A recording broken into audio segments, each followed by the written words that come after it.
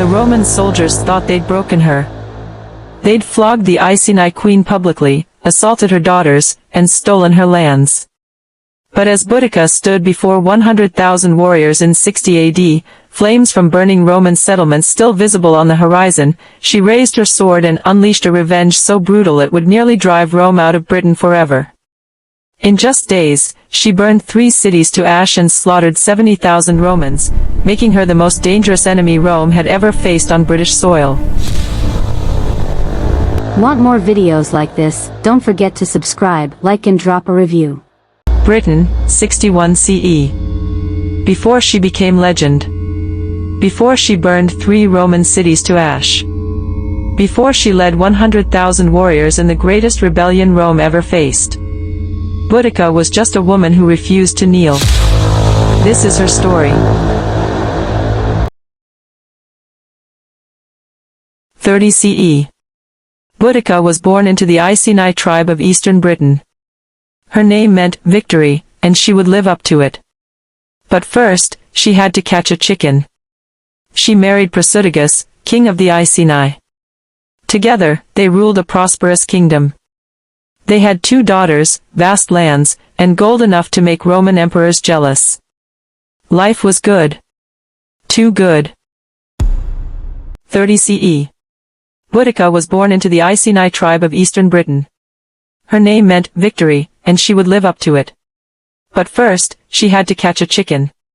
She married Boudicca, king of the Iceni. Together, they ruled a prosperous kingdom. They had 2 daughters, vast lands, and gold enough to make Roman emperors jealous. Life was good. Too good. 43 CE. Emperor Claudius invaded Britain with 40,000 men. The Romans had conquered Gaul, Spain, Germania. Now they wanted our island. Most tribes fought. Most tribes lost. Boudicca chose survival over pride. He made a deal with the devil. The Iceni would become a client kingdom of Rome. We'd keep our lands, our customs, our gold. In exchange, we'd bow to Roman law and pay tribute. It was humiliating, but it kept us alive. For 17 years, this uneasy peace held. Boudicca raised her daughters, advised her husband, and tolerated Roman bureaucrats who couldn't count to 10 without a scroll. But peace built on compromise is like a bridge made of ice. Eventually, it cracks. 60 CE. Boudicca lay dying. He thought he'd outsmarted Rome. His will left half his kingdom to his daughters and half to Emperor Nero.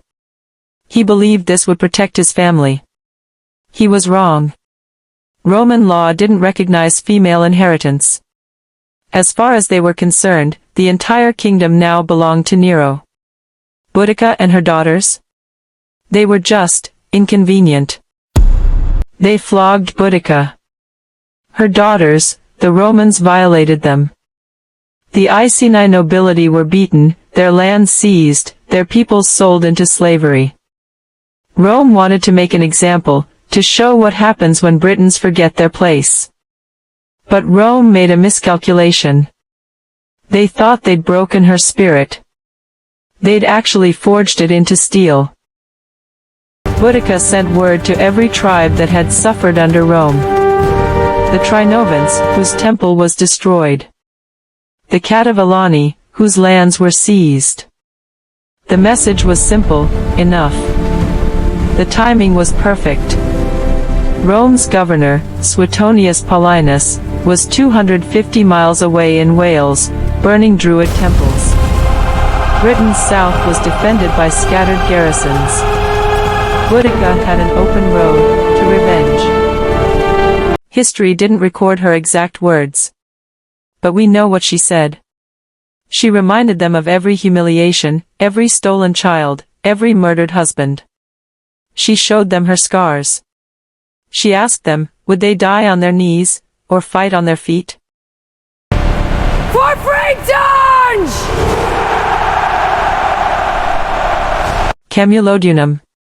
Rome's shining colony. A city of 30,000 Romans and Romanized Britons. The temple of the divine Claudius, symbol of conquest. Boudicca burned it all. Not one stone left on another. Not one survivor. Today, archaeologists find a distinct red layer of burned debris from 61 CE, the Boudiccan destruction layer. 3 feet thick in places. An entire city, erased. Suetonius learned of the rebellion too late. Londinium was ash. He raced south with his cavalry, leaving his legions to follow. He reached Londinium first. Then he made the hardest decision of his career. He couldn't defend it. To stay meant death for his entire cavalry and Rome's best general. He gave the order, evacuate. Those who could travel should flee. The rest were on their own. Londinium. Just a small trading post, really. Only 30 years old. Between 7,000 and 10,000 died. Boudicca's warriors killed everyone they found, Roman or Briton. There was no mercy. This was existential war. Then Verulamium. 3 cities. 17 days. According to Roman historian Tacitus, 70,000 to 80,000 people died. The ancient sources all agree, Boudicca didn't take prisoners. Didn't enslave. She executed, crucified, burned. This wasn't conquest. This was cleansing. Nero genuinely considered abandoning Britain. The province had become Rome's Vietnam. But imperial pride won out. Suetonius would have one chance to save Rome's northernmost territory. One battle. All or nothing. Somewhere along Watling Street, we don't know exactly where, Suetonius chose his ground. He positioned his legions in a narrow pass with forests on either side. Numbers wouldn't matter if the Britons couldn't use them.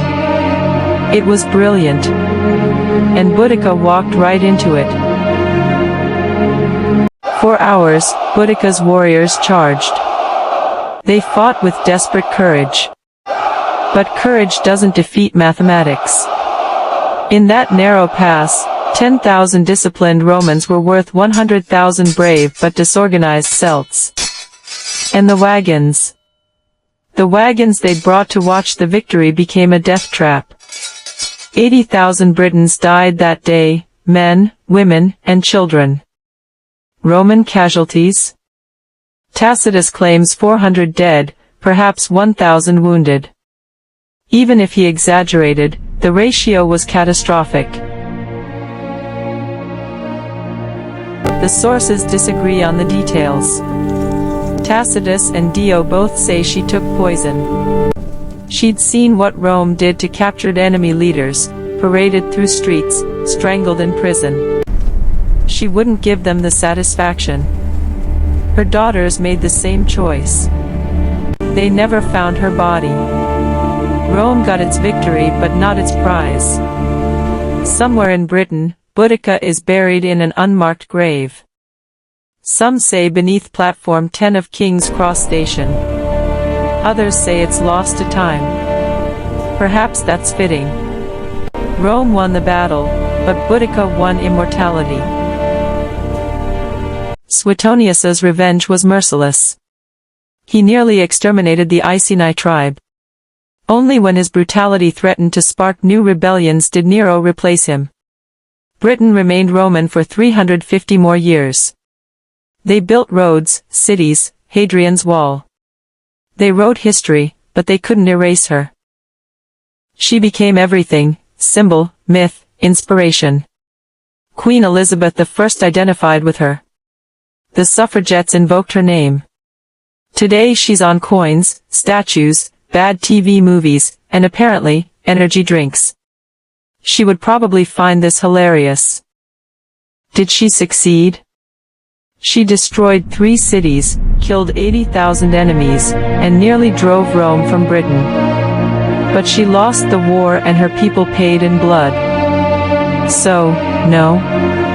But her name outlived Rome itself. 2,000 years later, we remember a Celtic warrior queen who refused to submit, who turned grief into fury, who nearly accomplished the impossible. Boudicca didn't win.